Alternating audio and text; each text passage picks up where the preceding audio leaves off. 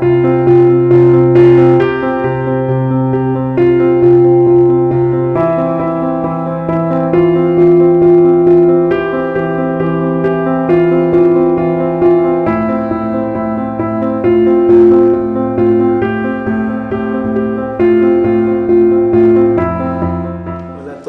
están? Los saluda el pastor Omar Bengolea de la Iglesia Verdad de Vida en la ciudad de Ayacucho. Bueno, el día de hoy vamos a continuar con nuestros videos hablando acerca de la situación actual por la cual estamos atravesando y qué es lo que ahora debemos hacer, qué es lo que está por venir y cómo debemos prepararnos. Ahí es donde yo quisiera dirigirme en esta ocasión. Amén, amén.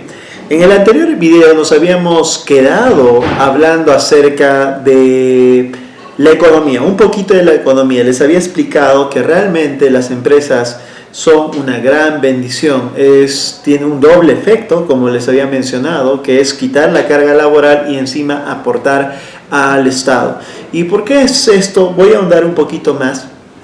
Y esto es muy importante porque de esta manera el gobierno va creciendo. Y no sé si usted sabe acerca de esto, no lo sé, tal vez sí, pero dentro de toda empresa, dentro de todo negocio, existe algo que se llama el punto de equilibrio. ¿Okay? El punto de equilibrio. El punto de equilibrio es el monto exacto en el cual sus gastos son ceros. ¿Por qué? Porque se iguala a la utilidad que usted está teniendo, a los ingresos que está usted teniendo. Es cuando se iguala la utilidad con los gastos o los costos, ¿ok? Todo se hace cero en ese momento. A medida que uno más se aleja de ese punto de equilibrio, uno empieza a tener mucho más utilidad neta, uno empieza a tener la utilidad 100%, ya es una ganancia total, ya donde... ¿Por qué? Porque uno se va más alejando de ese punto donde se ha hecho cero, ¿okay? Donde ha entrado en equilibrio tanto los costos y los gastos con los ingresos, ¿okay? ¿Qué es lo que pasa? El Estado, todo tipo de Estado también tiene un punto de equilibrio. Imagínense que el punto de equilibrio, los ingresos estén debajo del punto de equilibrio. Eso sería muy grave. Y eso es lo que yo quiero que usted entienda acerca de los ingresos que tiene el país.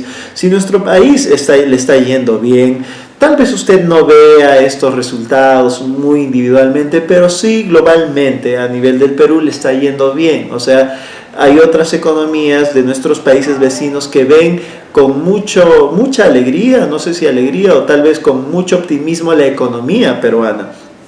Okay, que es una economía que está floreciendo, que le está yendo bien. En nuestro país pues no tenemos o no hemos tenido problemas últimamente acerca de escasez de comida y todo este tipo de cosas. ¿Por qué? Porque la economía está buena y porque los ingresos que está obteniendo el Estado de nuestro país superan grandemente al punto de equilibrio. Claro, esto debe de cada vez aumentar más para que tengamos más poder adquisitivo, independientemente, por favor, a la corrupción y a todas estas cosas. Para una economía, para los montos que ingresan en un país, realmente así sean números muy grandes, ¿ok? Para la corrupción, así tenga números muy grandes, para los volúmenes de ingreso que tiene un Estado, realmente no le afectan mucho, voy a decir, ¿ya? No le afectan mucho esos robos, ¿ok? No le afectan mucho esos robos. Tal vez, no sé, en corrupción se robe al Estado, ¿cuánto? 1.000 millones, 2.000 millones, pero el Perú tiene ingresos mucho más altos que toda esa cantidad de dinero. Así que eso es lo que ocurre. Y bueno, eso es lo que hemos estado gozando, eso es lo que ocurre, y todo apunta, ¿ok? A que la economía va a bajar por las cosas que se están viendo y por las políticas que se están tomando, puesto que las políticas que se están tomando son realmente contrarias o no propician la creación de nuevas empresas y no dan facilidades a esas empresas privadas, ¿ok? Entonces, imagínense, ¿ok? Tenemos un 70% de recaudación del gobierno de parte o por parte de las empresas privadas. O sea, las empresas privadas ofrecen un 70% de los ingresos del país, de los ingresos con los cuales, ya les había dicho, se construyen todo tipo de puentes, edificios, carreteras, hospitales, colegios y todas estas cosas de infraestructura, pero son también un dinero que se utiliza para pagar también a los servidores del Estado, aquellos que están siendo empleados por el Estado, que es una gran cantidad de gente. Es con este dinero también que se utiliza para los proyectos sociales que tiene el Estado, para ayudar a ciertos grupos colectivos que están pasando cierta dificultad. Imagínense reducir el 70%. ¿Y por qué reducir el 70%? Porque las políticas económicas, todo que se está tomando en estos tiempos, apunta a que se está yendo en contra de este sector que aporta el 70%. Entonces no es broma, ¿ok? No es broma. Muchos negocios, y esto es bien sabido, están por fracasar o ya han fracasado, y la política de obligarles, creo yo, a las empresas a mantener a sus trabajadores. Claro, los trabajadores también tienen que vivir y todas estas cosas, y sé que ellos lo hablan desde este punto de vista de que ellos quieren también mantener su puesto de trabajo, pero también las empresas privadas viven del negocio día a día, ¿ok? Viven del negocio día a día. Por ejemplo, si usted tiene, como le digo, usando otra vez el ejemplo, un negocio de abarrotes y tenía 3 empleados, probablemente por lo que está ocurriendo va a tener que despedir una cantidad de sus empleados y quedarse con uno. Pero hay ciertas medidas que se están pasando. La otra vez vi un reportaje justamente de una persona que tenía una pollería y que estaba llorando porque él decía que yo no puedo yo vivo de este negocio, mantengo a mi familia, somos 5 personas, imagínense, 5 personas, y he tenido que despedir a todos mis empleados, me están diciendo que no puedo hacerlo, esto ocurrió al inicio, que no podía despedir, no sé cómo pagar las cuentas, y se le venía un mundo, y él le decían, pero cuando pase la cuarentena va a poder iniciar, y él dijo que no. ¿Por qué? Porque uno necesita un cierto capital para iniciar nuevamente, y muchas veces se ha llegado a exterminar estos negocios, ¿ok? Yo le estoy hablando de estas cosas.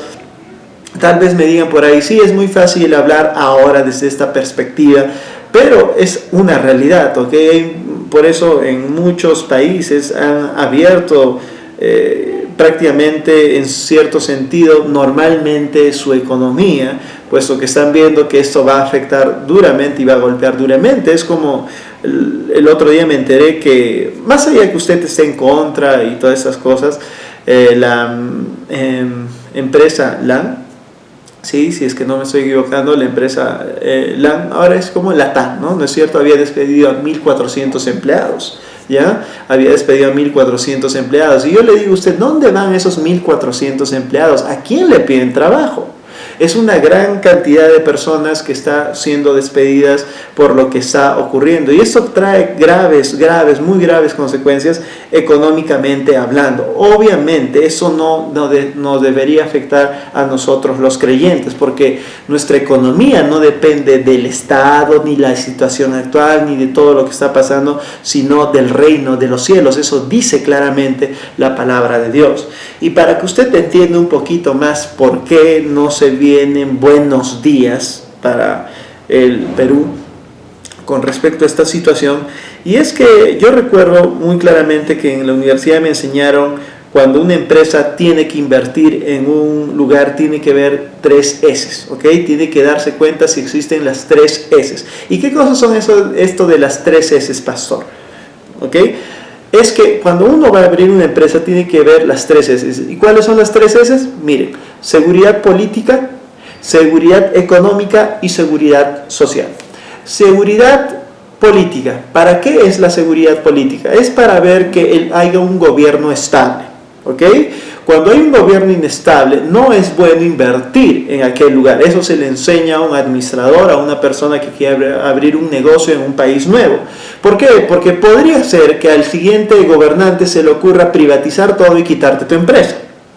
o puede haber políticas que te perjudiquen directamente a ti y no puedas hacer una competencia leal realmente, si no te empiecen a hacer una competencia desleal, ¿ok? Hay una serie de cosas que son realmente en este aspecto prácticamente incontrolables, y una de ellas es la seguridad política, porque imagínese que usted abre un banco, en cierto país, y como no hay seguridad política, al gobierno se le ocurre quitar todos los bancos, estatizar la banca, ¡pum!, le quitaron su negocio de un momento a otro, se quedaron con el dinero que había ahí, con los locales que usted había comprado y todo este tipo de cosas. Entonces, estoy poniendo un ejemplo, ¿ok? Y esto es lo que ocurre. Por eso, cuando uno va a invertir, siempre como administradores, a mí me enseñaron eso, que debía haber seguridad política en un país o en un lugar. La otra que mencionaba es la seguridad social. ¿Qué es la seguridad social? La seguridad social es que se vea que no haya muchas huelgas, pues, ¿no? No haya huelgas, no haya disturbios, no haya delincuencia. Cuanto menos delincuencia hay, cuanto menos disturbios hay, cuanto menos cosas que involucren a la sociedad, sean buenas o sean malas, mientras todo esté en paz, escúcheme bien, muy importante, la paz, es muy buen lugar para poner un negocio, ¿ok? ¿Por qué? Porque cuando no hay delincuencia, escúcheme bien, cuando no hay delincuencia, usted invierte menos en seguridad, así que tiene más dinero para repotenciar su negocio y para crear nuevas estrategias de mercadeo y de marketing, nuevas estrategias de ventas, redirige su esfuerzo a ciertas áreas. El problema cuando hay mucha delincuencia, cuando hay secuestros y este tipo de cosas, es un lugar no muy bueno para invertir. Cuando hay huelgas tampoco es bueno para invertir porque paran el trabajo por 1 y 2 días. Imagínense, si los negocios son afectados por huelgas de 2, 3 días, ¿cuánto más en todo este tiempo? Ya empieza a ver cuál es realmente el problema, ¿no es cierto? Y lo último era la seguridad económica, súper importante, y es la seguridad de que debe de haber una estabilidad económica en el país. Cuando un país está inestable económicamente, no conviene a una empresa invertir en ese lugar, puesto que es muy variable la demanda, ¿ok? Puede estar la oferta muy buena ahí, pero la demanda siempre va a variar y todo negocio vive de las demandas. Entonces hay menos ventas y muchos problemas que empiezan a ocurrir a las empresas cuando tienen esta inseguridad en sí económica.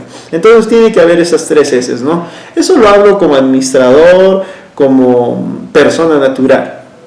Los creyentes en sí, y debería ser así, ¿ok? Estamos en un ámbito muy diferente, pero estoy explicando por qué razón todo apunta a que va a ocurrir esta gran pobreza. Y cuando hay estas 3 cosas, claramente hay menos inversión en un país, menos empresas privadas que abren. Imagínense, ¿no? Entonces ese 70% empieza a disminuir su valor, es muy bajo el valor. ¿Y qué es lo que va a ocurrir? Tal vez no bajen los sueldos, pero ¿qué es lo que ocurre? La moneda se va a empezar a devaluar. Todos estos problemas son problemas económicos. Tal vez uno diga, no, pero yo estoy seguro porque yo trabajo en el Estado como persona natural, no como creyente, ¿ok? Como persona natural, yo trabajo en el Estado y mi sueldo es fijo, así que no va a bajar porque es muy complicado. Eso es cierto, tal vez sea muy difícil que bajen el sueldo, pero el problema es que se devalúa la moneda. Es decir, que si antes con 10 soles comprabas 20 panes, ahora con 10 soles vas a comprar 5 panes. Se ha devaluado la moneda, tal vez sigue siendo el mismo monto el que ganas, pero el valor es mucho menor. Y esto es lo que ocurre, estas son las consecuencias de cosas que han estado ocurriendo atrás. Yo sé que esto es prácticamente es una desgracia, no solamente para nuestro país, sino para todo el mundo, pues tienen difíciles pruebas que afrontar hoy en día, pero creo que hay medidas más acertadas las cuales se debieron haber tomado. No voy a hablar de qué medidas, puesto que no estoy aquí para hablar acerca de economía en sí, sino estoy aquí para hablar de la palabra de Dios. Y además hay personas que me pueden refutar. Yo no quiero entrar en esta discusión porque ya pertenece a otro ámbito y otro aspecto el cual no estoy tratando en este momento, ¿ok? Pero esto es lo que está realmente ocurriendo. Y hay muchas empresas. También me enteré que la empresa Avianca había quebrado, ¿ok? Ya había entrado en quiebra. Imagínense, son empresas muy grandes quebrando. ¿Cuántas personas viven de esos empleos? ¿Ok? ¿Cuántas personas? Y que sepan, no, en esos empleos no pagan mal, pagan una buena cantidad de dinero. Ahora, quiero dejar a un lado ese tema de que no, es que las empresas son abusivas y todo esto. Vamos a quitar eso a un lado, ¿ok? Porque estoy tratando de llegar a otro punto. Ese es un punto tal vez que podríamos discutir en otro momento. Y usando la palabra de Dios como siempre, porque eso es lo que estamos haciendo aquí. Por ejemplo, si usted quiere aprender cómo debe ser su perspectiva como trabajador, cuál es lo correcto, vaya y lea Mateo capítulo 20. Vaya y lea Mateo capítulo 20 y va a aprender cómo tratar o cómo opinar frente a las empresas, ¿ok? Porque Dios quiere que usted aprenda a ser un hombre de fe, un hombre que se mueva por la palabra de Dios y opine por la palabra de Dios. Bueno, les he dado todo, creo, lo que está a mi disposición acerca de por qué hay un indicio muy fuerte, inclusive visualmente y por hechos que está ocurriendo, que va a venir una gran pobreza, ¿ok? Por hechos va a venir una gran pobreza. Entonces, obviamente yo estoy más basándome en la profecía que tuve, que puede ser cierta o no. Yo no quiero convencerlo a usted, pero inclusive ya las cosas materiales o las cosas visibles empiezan a apuntar a ese camino. Y yo les he hablado todo eso no porque los quiero asustar, hermanos en Cristo, sino porque quiero empezar a decirles qué va a hacer en este tiempo para que no le agarre desprevenido estas cosas, porque no está bien que usted le tome por sorpresas las cosas. Ahora usted me podrá decir, pastor, pero usted está dando solamente profecías realmente de pesimismo, profecías que no nos alientan mucho. Prácticamente las profecías que está dando son de desgracias. Y yo le voy a decir algo, sí, posiblemente, y es más, a causa de eso yo dudaba de las cosas que sentía que eran profecías. Yo dudé porque prácticamente todo lo que se me estuvo mencionando en estos tiempos fue que iba a pasar una desgracia. Pero yo me tranquilicé cuando leí Primera de Reyes, capítulo 22. Yo quiero que me acompañe a Primera de Reyes antes de terminar. Y con esto voy a concluir el video de hoy día. En Primera de Reyes, el capítulo 22. Este fue el problema. Y si no hubiese sido por esta palabra, no se hubiese tranquilizado mi ser. ¿Ok? Si usted lee en Primera de Reyes, capítulo 22, va a leer la historia de Micaías. Era un profeta del Señor, ¿ok? Voy a leer desde el versículo 1, dice: 3 años pasaron sin guerra entre los sirios e Israel, y aconteció el tercer año que Josafat, rey de Judá, descendió al rey de Israel, y el rey de Israel dijo a sus siervos: ¿no sabéis que Ramot de Galaad es nuestra, y nosotros no hemos hecho nada para tomarla de mano del rey de Siria?